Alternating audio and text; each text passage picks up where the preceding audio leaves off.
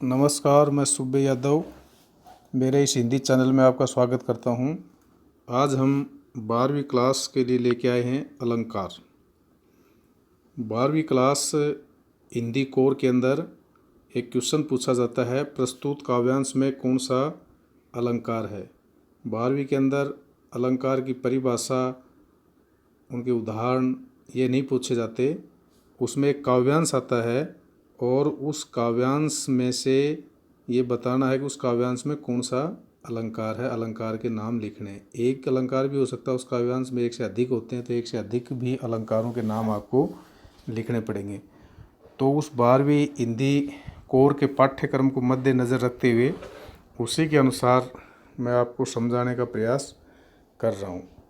तो क्वेश्चन तो ये है ही, कौन सा अलंकार है। फिर अलंकार क्या होते हैं। कविता में सुंदरता बढ़ाने वाले कारक को अलंकार कहते हैं। अलंकार की परिभाषा सिलेबस में नहीं है, वो नहीं आती है।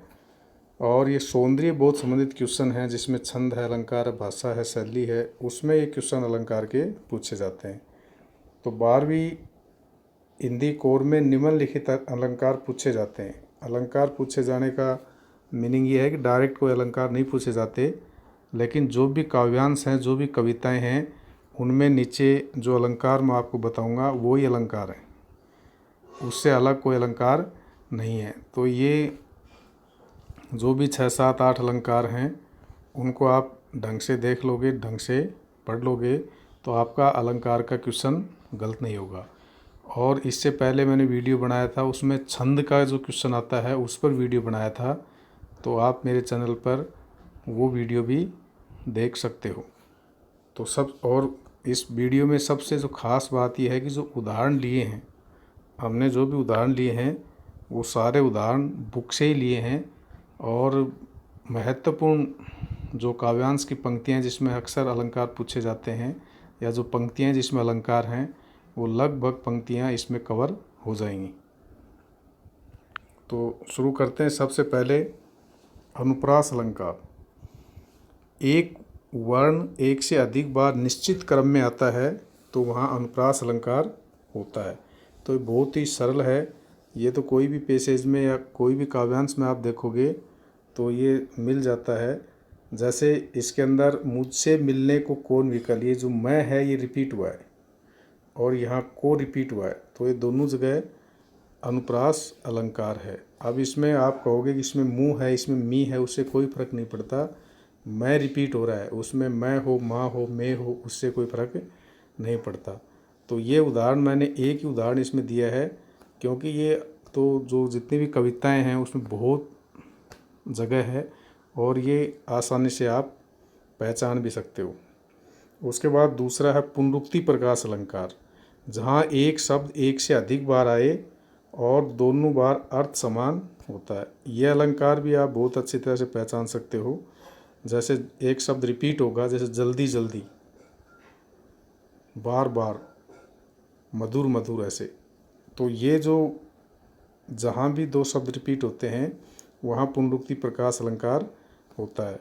तो इसमें दोनों का मीनिंग एक ही होता है। अब इसको जैसे एक जल्दी को हम हटा देते हैं तो जल्दी ढलता है, ढलता उसके साथ है। अब हम क्या करेंगे, अब ये दूसरा जल्दी है उसको हटा देते हैं तो जल्दी ढलता है। मतलब आगे वाला शब्द है दोनों के लिए कॉमन होता है, ये इसकी विशेषता होती है। लेकिन उस विशेषता के चक्कर में हमें ज़्यादा नहीं पड़ना। जो शब्द रिपीट होता है और आगे उसके एक शब्द और आ रहा है तो वो अलंकार है, पुनरुक्ति प्रकाश अलंकार। यमक अलंकार के बारे में बताएं आपको, जहाँ एक शब्द एक से अधिक बार आए और प्रत्येक बार उसका अलग अर्थ हो, वहाँ यमक अलंकार होता है। मैं और जग और कहाँ का नाता, ये हरिवंश राय बच्चन की आत्म परिचय कविता है, उसमें से लाइन है। और शब्द एक से अधिक बार रिपीट हुआ, अलग अलग अर्थ है, यमक अलंकार है। तो ये लाइन परीक्षा में आ जाती हैं तो आपको यमक अलंकार लिखना पड़ेगा। उसके बाद नेक्स्ट है उपमा अलंकार, जहाँ एक वस्तु को दूसरी वस्तु समान बताया जाए। इसमें सा से सी सम समान ये है। अब इसमें खरगोश की आंखों जैसा लाल सवेरा जैसा शब्द आ गया तो वहाँ उपमा अलंकार है। हारकर मैंने कील की तरह ठोक दिया, इसमें उपमा अलंकार है। वो शरारती बच्चे की तरह है, इसमें भी उपमा अलंकार है। की तरह मानी के समान, जैसे शरारती बच्चे के समान, तो मीनिंग वही आ रहा, भाव वही आ रहा, समान का भाव आ रहा है, तो इसीलिए यहाँ उपमा अलंकार है। और महत्वपूर्ण बात जो मैं बता रहा हूँ वो ये है कि ये जो उदाहरण हैं ये किताब के महत्वपूर्ण उदाहरण हैं जो अक्सर परीक्षा में। अब हम आते हैं रूपक अलंकार पर, जहाँ एक वस्तु को दूसरी वस्तु का रूप दे दिया जाता है, जैसे सने सुरा, भवसागर, राम घनश्याम और दारिद दशानन। तो ये रूपक के एग्जाम्पल हैं। उसके अंदर उपमा के अंदर एक वस्तु को दूसरी वस्तु का रूप नहीं दिया जाता, वहाँ एक वस्तु को दूसरी वस्तु का समान बताया जाता है, लेकिन यहाँ एक वस्तु को दूसरी वस्तु ही बना दिया जाता है। तो ये उसके बाद उत्प्रेक्षा अलंकार, एक वस्तु को दूसरी वस्तु मान लिया जाता है। तो मानने का मतलब मानो है, जानो है, मनु, जनु, जूं जैसे शब्दों का प्रयोग होता है।